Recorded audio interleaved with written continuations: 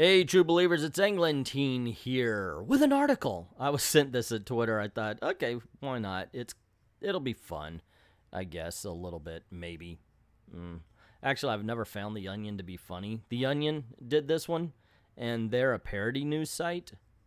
Man prefers comic books that don't insert politics into stories about government-engineered agents of war. Okay, so most of the people we're talking about aren't government-engineered agents of war, but once again, it's a smarmy site. It's supposed to be doing this. It's supposed to be making fun of the subject matter, so that's fine. However, as you can tell by that line, the title, they don't exactly know what they're talking about. They don't know comic books, and as it continues, because it's a very short article, actually, you're going to find out that they never talk to anybody in Comicsgate, or the dumbest of us. Anyway, it says Apopka, Florida, which I thought was kind of cool, because that's where I'm from. Anyway, that's neither here nor there. Apopka, Florida, local man Jeremy Land reportedly voiced his preference Thursday for comic books that don't insert politics into stories about people forced to undergo body and mind-altering experiments that transform them into government agents of war. I'm tired of simply trying to enjoy escapist stories in which people are tortured and experimented upon at black sites run by authoritarian governments only to have the creators cram political messages down my throat, said Land, age 31, who added that Marvel's recent addition of females, LGBTQ, and racially diverse characters to long-running story arcs about tyrannical regimes turning social outsiders into powerful killing machines felt like PC propaganda run amok. Look, okay, that's the next sentence. I'll get to that. Anyway, yeah, right there, obviously, no fucking clue what anything in comic books are about. Seriously. I mean, the Captain America, I guess, was created by the government. There are government-created heroes. Actually, they tend to be villains a lot. I mean, you got your heroes, of course. There's always exceptions, but you can tell right by that first sentence. And this is supposed to be a parody, but you could tell right by that sentence they don't know what they're talking about, and that's why this is a lame argument. That's why it's a lame article. If you know your subject, you can roast your subject. That's why I always say, you know, it's better to know where they're coming from. Don't just assume that everybody on the other side is evil. Find out why they really believe that, and then go after them. It can be a lot more funny. The more information you have, the better the joke you can create. But that's just my opinion. I'm a different breed of cat. Let's continue. Look, I get that politics is some people's thing, but I just want to read good stories about people whose position outside of society makes them easy prey for test runs by immoral government scientists without a heavy-handed allegory for the Tuskegee study thrown in. Why can't comics be like they used to and just present worlds where superheroes and villains, who were clearly avatars for the values of capitalism, communism, or fascism, battle each other in narratives that explicitly mirrored the complex geopolitical dynamics of the Cold War? At press time, Land was posting on a subreddit that he wished comics didn't force him to identify with gay or black superheroes when all he wanted was stories about oppressive governments rounding up mutants whose only crime was to be born different. And here, whoever wrote I didn't even look to see who wrote the article. I don't care. It's The Onion. Fuck them. Anyway, I can't believe I'm using that language after what's going to come up. Anyway, yeah, it's obviously they heard somebody say that those people over there are. And yeah, you've got people who give them the bullets that they need to point and go, hey, look, yeah, see, they are racist. They are homophobic.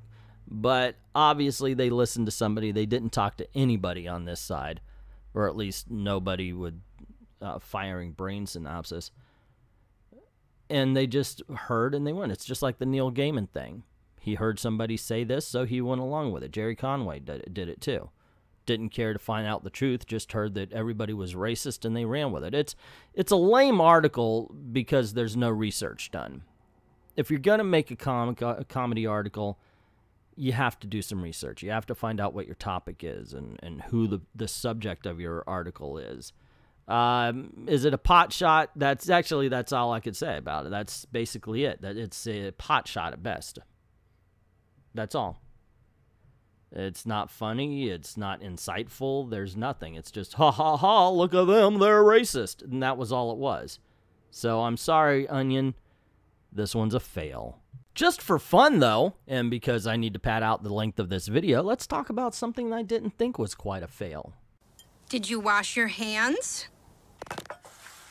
With soap? Did you dry them?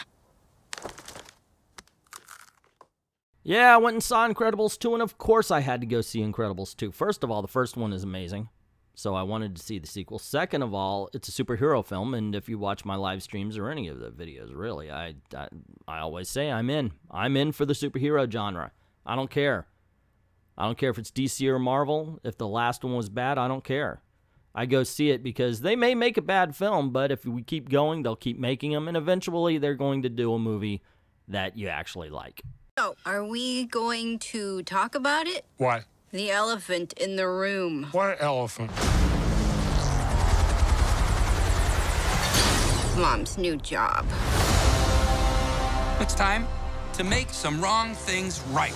So I thought this was a natural progression. Now, granted, they start right where the last one left off. Thank goodness for animated characters, right? You can do that. They don't age.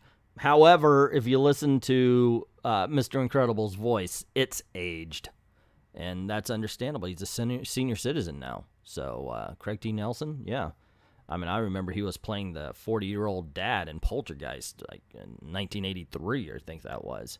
Maybe 84. Point being, yeah, getting up there, man. Help me bring supers back into the sunlight.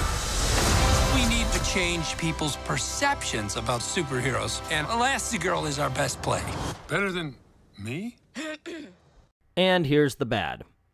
They're doing the first movie again, except for this time it's Elastigirl who goes out while Mr. Incredible stays home, and she's hired by a company to bring back superheroes, to be a superhero, to be an influencer, basically, an inspiration. And just like the first one, guess who the bad guy is? Just saying. If you've seen it, you know who. Not a big surprise, and I thought that was kind of bad. Whoa! I like Mom's new job! Bye, sweetie. I'll watch the kids, no problem. That's not the way you're supposed to do it, Dad. They want us to do it this way. I don't know that way. Why would they change math? Math is math. Okay, Math Dad. is math. I kind of want to watch these two movies side by side just to see how they match up time-wise. Like, because in the first one, Mr. Incredible gets captured. Guess what happens to Mrs. Incredible? She gets captured. So the family has to get together to go save her, just like in the first movie. So I'm wondering if it's like, okay, this is the 30-minute moment, so we have to have this happen so it matches up with the first one.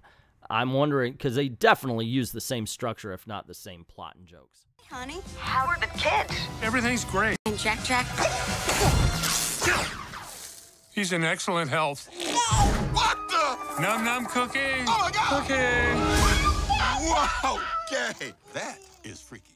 Okay, so something they don't do in the first movie is give the dad time home with the kids. And, of course, he can't handle it, which I kind of roll my eyes out. He's got a teenager. He's raised a baby before. Except for this is Jack, and Jack has many, many superpowers. So we get to see that problem. And a fight with a raccoon, which I will tell you made me laugh like a sif. It really is. It's kind of like the centerpiece of the movie, and deservedly so. You know it's crazy, right? To help my family, I gotta leave it. To fix the law, I gotta break it. You've got to, so our kids can have that choice. Thank you, young man. The action is spot on. Just gonna give that to you. And I enjoy seeing Elastigirl at work. It's done very well. I heard some people say it's a feminist movie because shut the fuck up. Seriously, just shut up. They focused on the dad last movie, so it makes sense to focus on the mom this movie. But they do it very well. It really is done well. Seeing the animations, it's like, holy crap. I'm ready for a Fantastic Four film that's done right, because we see how well Elastigirl's powers can be used. Combustion imminent? What does that mean? Ah! It means fire, Robert. The Screenslaver interrupts this program for an important announcement. Suit up. It might get weird. I'll be there ASAP. Where you going ASAP? You better be back ASAP. Overall, man, this movie is tons of fun. It is a bit of a rehash, so I can't say it's as good as the original, but not a lot of sequels are. Some are, but not a lot. But it's still a damn good time and definitely worth the look. It's definitely worth the theater visit, too, man. Because, you know, it's so much better on the bigger screen. So I would recommend that. I would recommend a nice family day. If you got a family, go check it out. But even if you don't, go check it out. It's a cool superhero film, and it deserves our money. But that's just my opinion. What is yours? What's your opinion on people writing articles about the Comicsgate controversy, only hearing one side of the argument and not even paying attention to what they're really talking about? Even if it's a joke place like The Onion, they should at least do research enough to make a better joke. That's my point about The Onion. And what do you think about The Incredibles 2? If you've seen it or not, let me know. Let me know what you think in the comments below. Also, if you like this video, you want to see more, click like, share, and subscribe. And don't forget to hit that notification bell so you don't miss anything, because cool things happen around these parts. Also, this is the way we're trying to make a living. So if you don't mind helping out the channel and helping us out, go on over to Patreon. Drop $1 in the till. Helps us keep the lights on and helps keep making videos for you. We'd like to thank everybody who's already done that, and to everyone, all of the true believers, thank you very, very much for watching.